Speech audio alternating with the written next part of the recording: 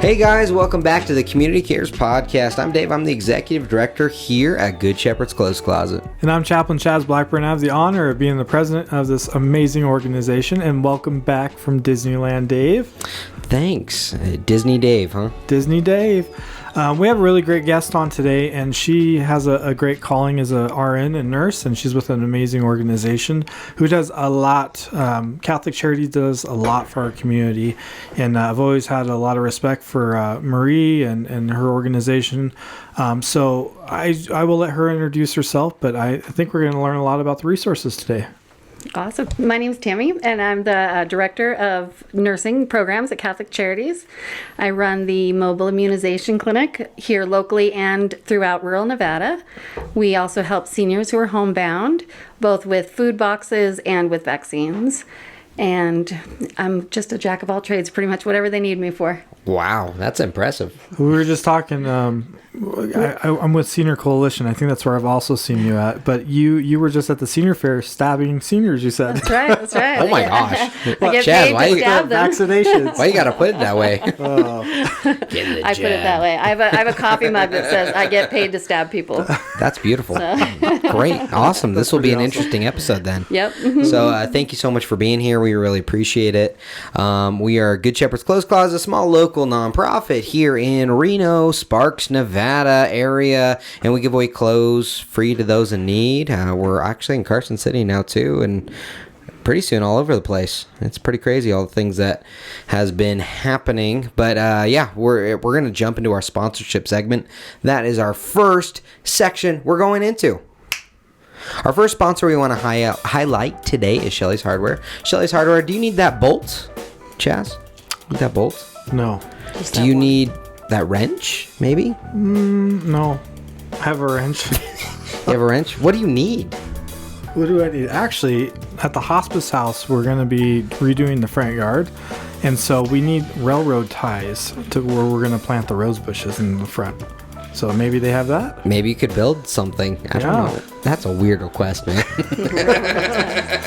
Well, I don't know. You said, what do I need? That's what I need. Well, that's what you need. So, but you can get all sorts of things to build things like that at Shelley's Hardware.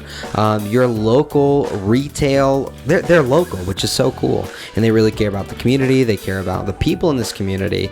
And they've been around for a long time. And honestly, if you really need that individual bolt, that individual screw, the other day I walked in there and I needed keys because we got a new lead volunteer and they're going to help with some stuff. And they said, I walked into Shelley's Hardware and they said to me, how can I help you with your project today? I'm like, wow, how cool is that? It's great customer service. You just walk in and they ask that? Like, that's great. And then so I made some keys. You're not looking around for those keys. They go and make it for you. When I'm at Home Depot or other places, I'm looking around for like 10 minutes. How long have you been in the Reno area, if you don't mind me asking? I actually moved to Reno in 2008. Okay, awesome. Yeah. So you may not know this, but that used to be an airplane hangar, Shelley's Hardware here. No, I didn't. But I have been into Shelley's Hardware. I actually really like them. They're amazing over they're there. awesome. It's very warm feeling for sure. Our next sponsor we're going to highlight is Spherion. Did you hear that? Spherion, you said it right. Finally, after Staffing? 100 plus episodes. But Spherion Staffing. I almost did it just again. put out my coffee because you did that. Oh my goodness. If you need that staffing need, small, local, the right candidate is with Spherion. They really do a great job with connecting the qualified candidate with that executive or individual that needs to hire someone. Do you need to hire someone, Jazz? I hope not. Are you looking for a job? I think, well, you said hire somebody. I don't know. I was changing I think it. Good Shepherd's Clothes Closet has some pretty good staff members. Yeah, we do. Spherion does an excellent job, though. If you are looking for that qualified candidate, I've heard stories from people that needed a bilingual, very specific, needed individual that they were able to fill that position with because of Spherion. That's awesome, and you can actually text them. You can text them, cool. and they are awesome. They are awesome people, and it's and they're small, local, and they really do care about the community. And obviously, they do. They're sponsoring Good Shepherd's Clothes Closet. Love that. Thank you, guys. Thank you, Brian. So those are our sponsors for today. Catholic Charities and stabbing people. Let's talk all about it. Yeah. How did you get your start in what you do? In stabbing people. It's an interesting story for sure. I have been in the Reno area, like I said, since 2008, and I totally forgot my train of thought. I don't know. That's okay. So you've been. What brought you here, and like, how did you get started in nursing? We moved here because my husband got a job with a company that same year closed. So that was fun. That was 2008 was a rough year, right? That was facetious when she said fun. Wow, that's crazy. But I got a job with Renown, and that was my first nursing job with Renown. And then I went to the Renown rehab. Okay. And then awesome. I went to the school district. Wow. Yeah, so it was during the summer of the school district job that I met Marie Baxter, and she had the need for someone to run their vaccine clinic. That's amazing. That's got to be a hard job. Back to the nursing in the school district, in any school district, just because I don't want to say your hands are tied or limited, but there's only so much you can do as a school nurse. Absolutely. And so I really like that you took a role where you're educating the community and helping prevent things. I mean, that is a need. You know, that's something I know my family, we take for granted sometimes is having insurance, right? Because there's so many families who don't have that or are on Medicaid, and especially when you have children going to school and needing those vaccinations, right? Right. And that was the thing. As the school nurse, it was part of my job to make sure that they were up to date on their vaccines. Mm-hmm. So I learned that schedule very, very well, which played in a part how I got the job at Catholic Charities. That's amazing. That's awesome. Because prior to that, I'd actually never given vaccines.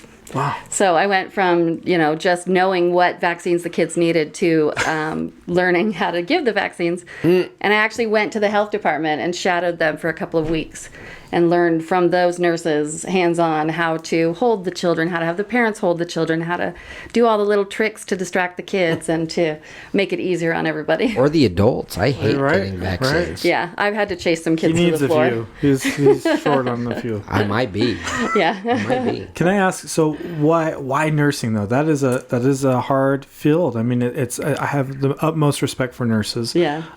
But it is a field where you're dealing with people who are not always in the best mood. It's their worst day. It's their worst day. So Yep. how did that come about? I definitely have to admit it's a family thing. My mom was a nurse. My mother-in-law is a nurse. My sister's a nurse. Wow. I'm a nurse. Awesome. So it's just one of those things. I feel like I was born a nurse. I just have that mentality. I've always been really interested in medical stuff, and I'm really, your pain doesn't bother me at all. Right. So if I've got to hurt you to make you better, I will. Wow. At least you're honest, right? That's right. It's important. I know I've had a few jabs, and people, some of the nurses that are giving me the vaccine will say, "All right, you ready?" I'm like, "Yeah, I'm ready." Mm-mm. "All right, we're going to do it in a second." And boom. I'm like, "Oh, you tricky nurse." They teach you that. You jab me every show. I do? Emotionally. Emotionally. Well, Emotional jabs hurt. It's needed. It's needed. That's what keeps the audience coming back, I think. Yeah. They don't really care about you and I speaking, just making fun of each other and our amazing resources. Well, that is one of the true. reasons that I love doing my job at Catholic Charities is because unlike some nursing jobs, you get a constant reminder that you are doing something special and that you're doing something for someone right now that fixed their problem right now. It's, it's very fulfilling to get food in somebody's hands, to get that vaccine so that kid can get back to school, to help that person get something that they needed to, move forward in their goals. So tell us a little bit more about the actual specific programs. So for those who are listening who may be interested, let's hear about what Catholic Charities is offering and make, our audience aware. Catholic Charities has so much to offer. On top of my program, which is which is vaccines, we say that food brings everybody to us. If you need food, then you have so many other needs as well. So we start with our dining room, our daily food, 7 days a week, providing lunch to unhoused or anybody who needs lunch for that matter. And then we've got our food pantries. So we've got the new location on Eureka. All of our pantries are now client choice pantries, which means they come in and they kind of shop for what they want. Awesome. You don't just get that big box of surprise food. So there's less waste in the sense that if they don't like it, they're just not going to take it. That's wonderful. Yeah. And I think that really helps to bring dignity to the whole situation. It lets them know that we want them to feel like they're shopping for their groceries. That's exactly what we do at Good Shepherds. Is they don't just get a bag of clothes, they get to come pick and go have shopping. that dignity and have that shopping Yeah. experience. So that's really beautiful. So you guys offer food. I know you do different housing programs or referrals to different housing programs. Right, absolutely. That's through our St. Marguerite's Resource Center. St. Marguerite's Support Services. That's what it's called. Where is that located? That's roughly? the 500 East 4th Street. Okay, So that was what we used to call the Resource Hub. That's now St. Marguerite Support Services, and they will connect people with a lot more resources. That's where you go for rental assistance or for Awesome. gas cards, or there's so many different things. Those social workers and the case managers there know what's available in Reno and can help connect you. They're very So- knowledgeable. I've talked to them before. Yeah. Sorry, Dave. Go Oh ahead. no, that's okay. Disneyland Dave.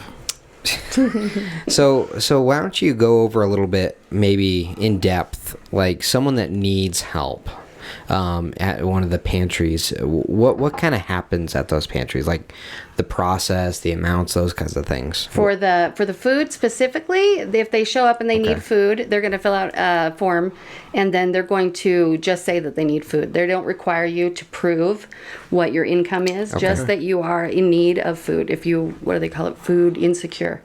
So if you have food insecurity, you can get a box of food that day. And then you can come once a month for the food. And it's going to change the amount they do. It's something based on your family size. So people who have like 5 or more, they can pick a few more things than those who have 2 people in their family. So they give them kind of the instructions on how to shop and how many you can take at each station. Okay. And then additionally, I know some of your pantries does clothing, right? We have I know our main campus, or Eureka, they have the clothing closet, or we call it wellness center, because they'll do all of the needs like soap and shampoo and hairspray and baby diapers awesome. and formula. And so what does it look like? What are the amounts for clothing for them?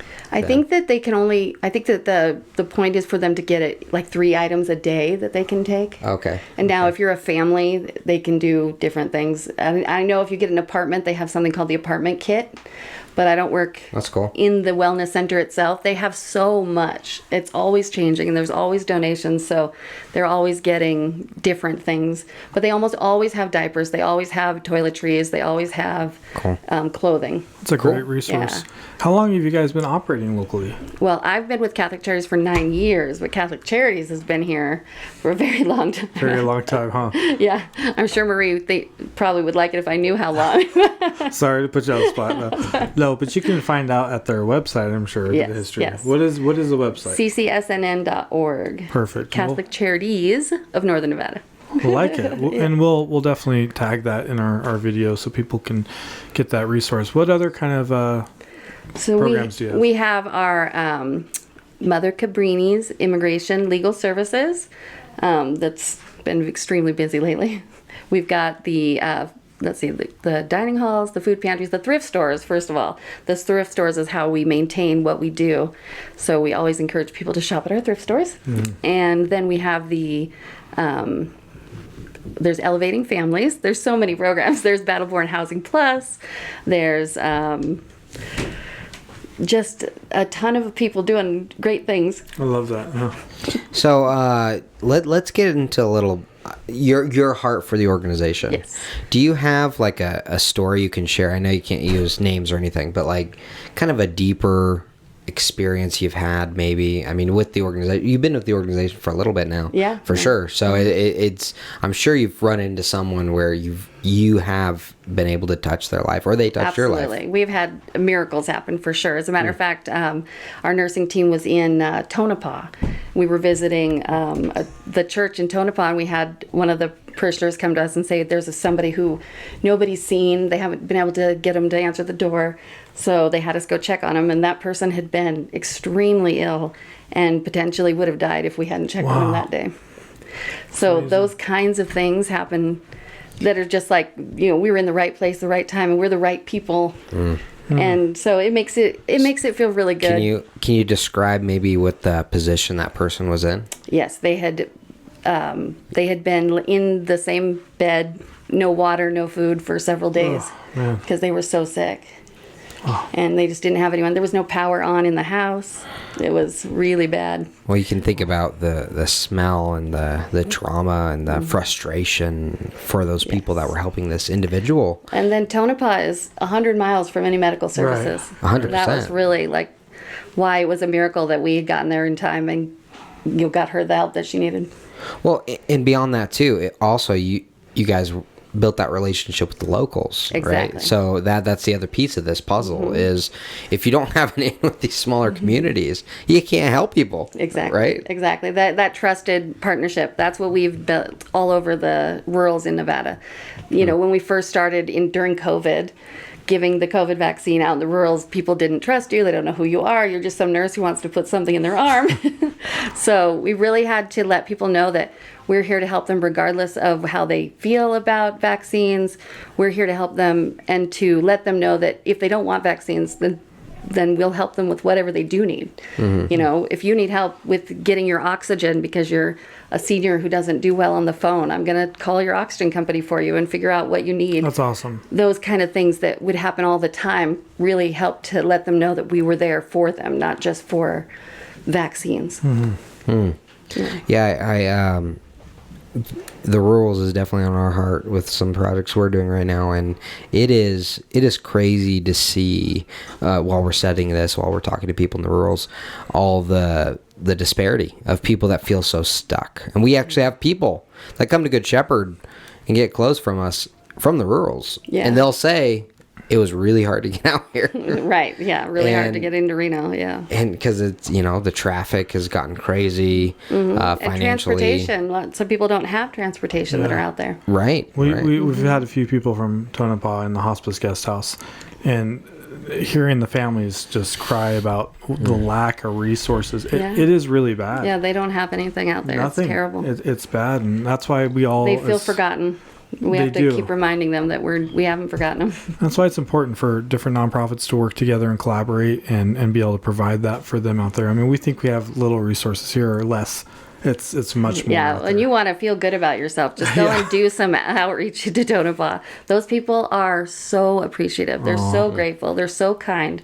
They would do anything to make sure you are aware that what you did made a difference to them. Yeah. Wow. So I think a lot of our listeners, when I've talked about Catholic Charities in the past, some of the things that come up, what's the tie with the Catholic Church? Are you guys an independent organization? Are you guys a portion of the Catholic Church? How does it all work? Yeah, no, we are definitely independent from the church. I think the tie that we have is that they're on our board of directors. So we have that connection with the church. We have that friendship with the church, but it's a completely secular organization. So yeah, there's a lot of people I think that have a misconception just because of the name that you have to be Catholic to utilize the services. I'm not Catholic. That's not true. Anybody can utilize those services, and that is a huge. I'm sure that you've gotten that too. Yeah, I have a huge respect for the Catholic Church now, more than ever, because I was actually raised Mormon, so talk about a completely different world. And to learn more about the Catholic Church and how they don't require, they don't require anyone to be Catholic to be into the programs, even the housing programs and all of that. So, they're just really there to help people. I love that. It's just like Good Shepherd's Clothes Closet. We're a Christian organization and founded Christian, but anybody can come use our services. Exactly. We're here to just love everybody. Yeah. Yeah, I think that's interesting. I because we get that question here. Like, okay, what church are you a part of? And well, we're an independent organization, but a lot of Christian churches do support us still and help make this mission happen. A lot of the people that volunteer here are from churches in this area, and they'll actually write in their sign-in book, "I'm a part of this church," and that's awesome.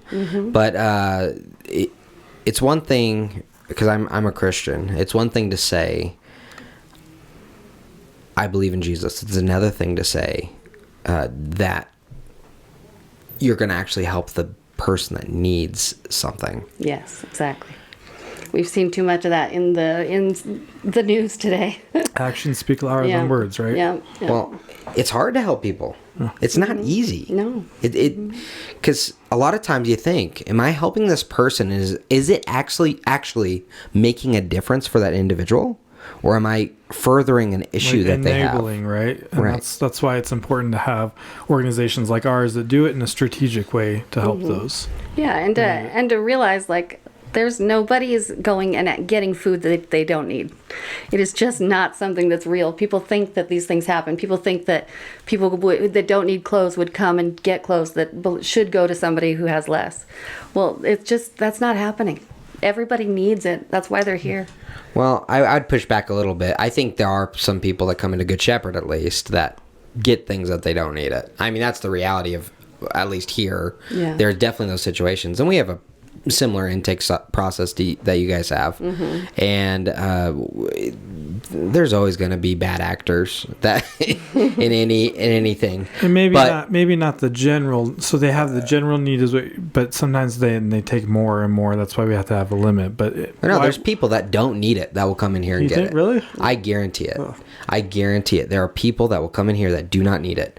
And I've had conversations with donors about this issue. And they say, well, does this happen? And I say, yes. But what would happen with those clothes if they didn't go to someone? Sure. Yeah. And I think there's and always do you that think- broke at a different level. And do you think do you think the majority is that? No. No. The majority is people that actually need the services. Yeah. Okay. Of course, there's people that don't need the services that take the services. Any field that happens. If you're giving out a free resource, there are going to be people who steal from you every single time. There are going to be people who don't need it that will take it. And that's just the reality of this, of being able to serve the less fortunate. There are going to be people that don't need it that will take. Sometimes I think we have to realize that it's a reminder to them when they do that, that no matter how despicable what they're doing is, that we were still here for them anyway. Yeah, I was gonna say maybe they don't need the clothes, but I think there's a deep need inside of something else. They're trying to fill that hole of. I mean, the reality of clothing, at least, is that 4 million pieces of clothing gets thrown away in the That's United true, States too. every hour. Yeah. So would we rather give someone hope that maybe doesn't need the pair of socks that they take? Or do we want to just throw it in the trash? Right. Like, come on. Give them like, the socks. Give them the socks. Exactly. No matter how... It's just socks. Yeah. Like, do you even think about it when you buy a pair of socks? Probably not. You just need socks, so you buy a pair of socks. Yeah. But that person, that pair of socks, can be that little bit of hope that pushes them over the line to stop making bad choices. Absolutely. And so there's so much more than just helping the person with the need. You're helping that person with their soul. Right. Yeah. Giving And them that dignity. the dignity through choice, Right. and that's like what Grant Denton said when he was on here.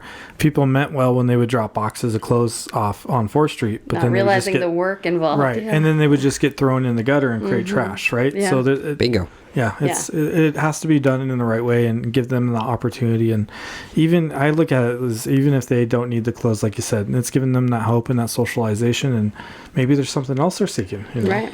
You never know. And I'm not here to proselytize people and to Yeah. force them to be Right. Christian. Yeah. But we're going to have open dialogue here. We're going to have conversations. Why are you in the position you're in? Right. And I've had those conversations, and we connect them with the right resources to be able to help that person get out of that situation. Yeah. Because Yeah. maybe it is a church that they need. Maybe it is a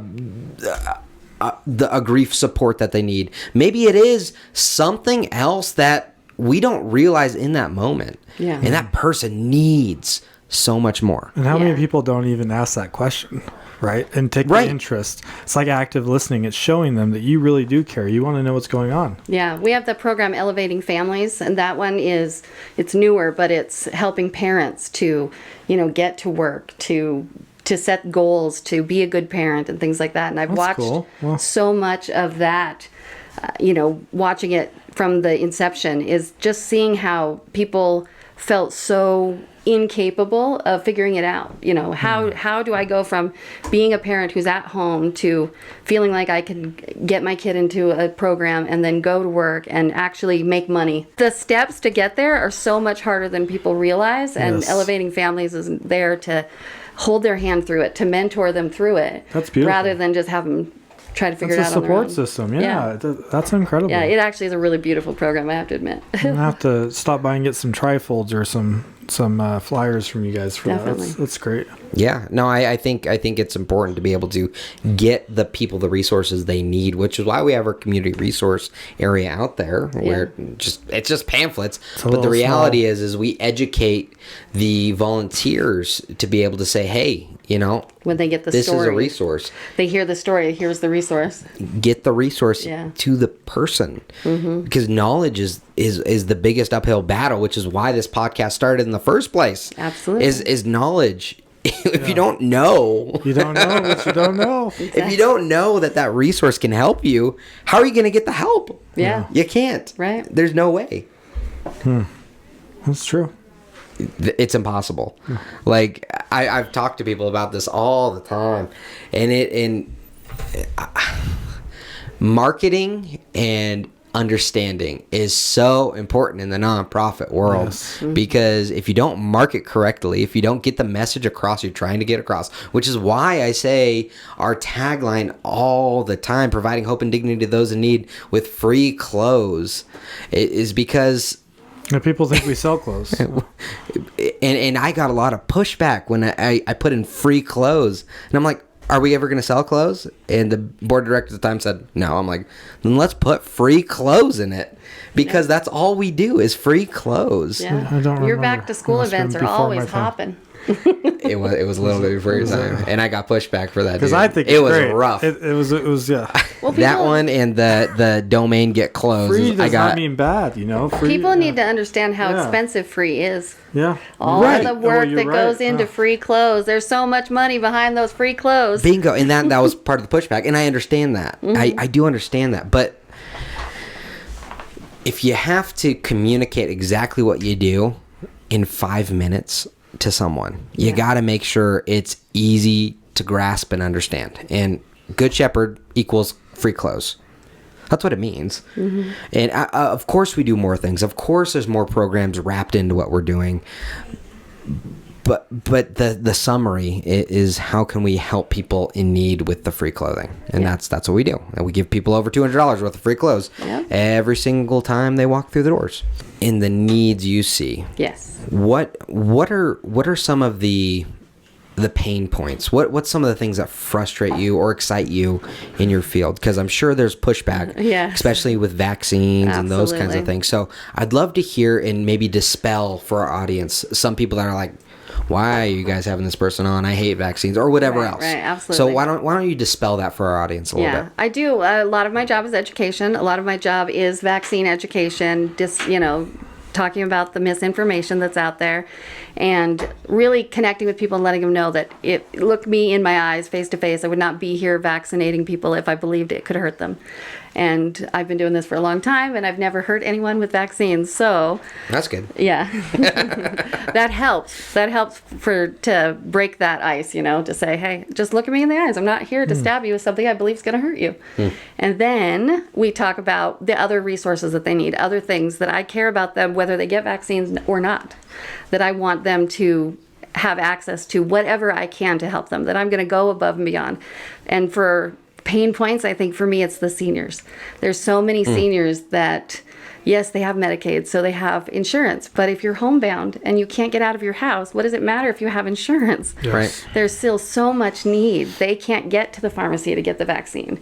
They can't, so then they can't have their families over because they'll get sick. They can't, they're so isolated by the system, and they just need more. I love going to see them. I love bringing the services to them, and there's just not enough. I just don't have enough time, and I'm not enough people. I need 10 of me. And transportation's a big issue with the senior community, even if they can travel, like they're physically able with assistance.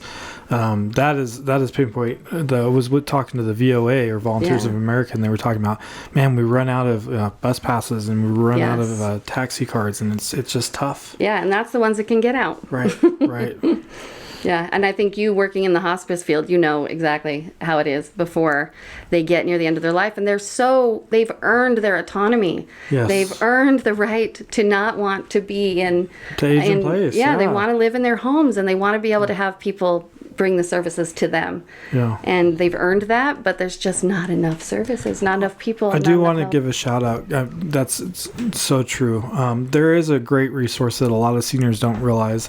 I've even had one of my relatives use it, and it's the Health Hub at the Senior Center. It costs nothing, and there's a nurse practitioner that comes on the video, and they can prescribe minor medications for colds and different things, and that's absolutely free if you can get there, of course. Right. And we encourage them, every one of our seniors, to get to the senior centers because we also want to reduce the isolation. Yeah, absolutely. Yeah. And we look at the suicide rates. A third of our unfortunately completed suicides last year were seniors, and I think part of it is the disparity to get to healthcare and suffering. Right. I mean, I completely agree, and the isolation. Yeah, and if they make it difficult, it's a hard decision to go and get treatment anyway. Yeah. And if they make it difficult, the decision to just not be treated is easier. Yeah, it's And heartbreaking. and we hate that. So that being said, I wanted to touch base real quick on something. Final point. You mentioned that you wish there was more of you. Mm-hmm. So how can there be more of you?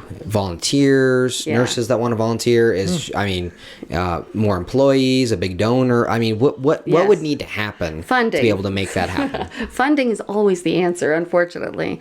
Not unfortunately. Yeah. What you're doing is a good thing. I had a team of 5 nurses, and we actually had more federal funding, but we lost that federal funding. And so, if the people aren't willing to volunteer, especially for going out into the rurals, that's extremely hard to get people who are willing to go. Like that story you mentioned at near the beginning, where that gentleman couldn't get out of the bed. Yeah. Or woman. I'm sorry. It's okay. And she could not, and she was stuck there and was going to die. Yeah. Without you guys interceding. Right. That's crazy. And so that funding that goes to stories like that, right? Yes, that put us in the situation that we were there for her. And it's definitely one of those things where it's like, as soon as the funding goes away and there's less of us, we know that the community is going to suffer. Right. So where can people give? ccsnn.org. They can give to Catholic Charities. I'm sure any of the Catholic churches. Okay. But Catholic Charities directly at ccsnn.org. Good. And so if you're interested in supporting, definitely do so. This is a big deal for the community, and it helps a lot of people. So, like she said. Yeah, and don't forget to put Catholic Charities Nursing Department. That's right. Yeah, put the note in there. Supporting all of it's good, though. And definitely important. If you want to find out more about Good Shepherd's Clothes Closet, please visit getclothes.org. We're a small local Reno Sparks nonprofit, independent, and we give away a lot of clothes. Last year was $1.4 million worth of clothes at thrift stores prices, and we're a very small operation, and we run off of volunteers, blood, sweat, and support, and tears. Yes. Right? Any tears, Chaz? No tears other than doing the show with you. No, I'm just kidding. Did you have a final thought, sir? Final thought. Just thank you for what you're doing, because it is making a difference. And I'm sure that those seniors, after you stab them, they appreciate your big smile and knowing that you do care. And you can clearly feel the passion that you have for what you do. Yes. And it's life-saving in many ways, not just like the lady. Right. It's also life-saving by helping connect with seniors and making them not feel so isolated. And so if you're out there and you're a senior and you need these services, please reach out. You can always call the Good Shepherd's Clothes Closet or visit online, and we can connect you, and we'll also tag their information onto this podcast. So thank you so much. You're welcome. Thank you for having us on today. We help over 800 people a month, no matter what. We're asking you to come alongside and help one. All right, guys, thank you so much. Thank you for being here. We'll see you guys next week. Bye.